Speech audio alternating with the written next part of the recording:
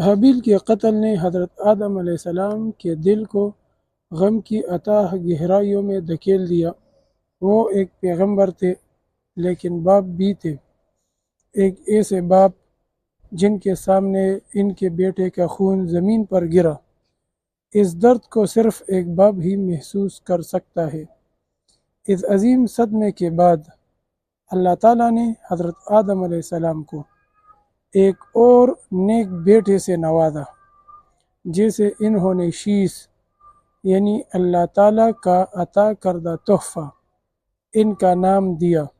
حضرت شیس علیہ السلام بچپن ہی سے صالح، فرمان بردار، عبادت گزار اور نیکی کی طرف مائل تھے۔ جب حضرت آدم علیہ السلام کے دنیا سے جانے کا وقت قریب آیا تو انہوں نے حضرت شیس علیہ السلام کو بلایا اور ان کے کانوں میں وہ امانت ڈالی جو آدم علیہ السلام سے شروع ہوئی تھی، دعوت و تبلیغ کا فریضہ۔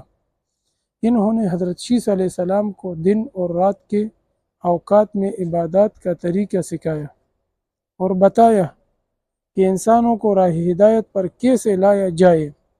حضرت شیس علیہ السلام کو اللہ رب العزت نے نبوت کے درجے پر فائز فرمایا اور ان پر 50 صحیفے نازل فرمائے۔ رسول اکرم صلی اللہ علیہ وآلہ وسلم نے فرمایا، اللہ تعالیٰ نے اپنے انبیاء پر 100 صحیفے اور 4 کتابیں نازل فرمائی، جن میں سے 50 صحیفے حضرت شیس علیہ السلام پر نازل کیے گئے۔ یہ صحیفے محض کتابیں نہ تھیں بلکہ ایک نظام حیات تھے۔ اس میں معاشرت، عبادات، اخلاقیات اور انسانی فطرت کو سنوارنے کے اصول درج تھے۔ حضرت شیس علیہ السلام نے ان تعلیمات کو سینہ بسینہ آگے پہنچایا، یہاں تک کہ ان کے زندگی کے آخری لمحات آئے تو انہوں نے اپنی وصیت اپنے بیٹے انوش کو کی۔ یہ دعوتی تسلسل محض خاندانی نہ تھی بلکہ ایک الہی امانت تھی جو نسل در نسل منتقل ہوتی رہی۔ انوش نے اپنی زندگی تبلیغ میں گزاری اور وصیت اپنے بیٹے کینان کو سونپی۔ کینان نے دعوت کی شمع کو روشن رکھا اور اسے آگے مہلا سہیل کے سپرد کیا۔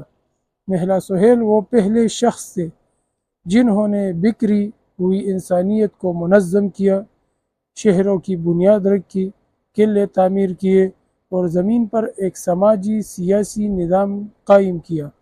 انہوں نے شیطان کے فتنوں کا مقابلہ کیا، اس کے لشکر کو پہاڑوں اور گھاٹیوں میں دھکیل دیا اور انسانوں کو ایک بار پھر اللہ کی طرف پلٹنے کی دعوت دی۔ ان کی حکومت 40 سال تک قائم رہی، ایک ایسا دور جس میں ہدایت، نظم اور امن کا غلبہ تھا۔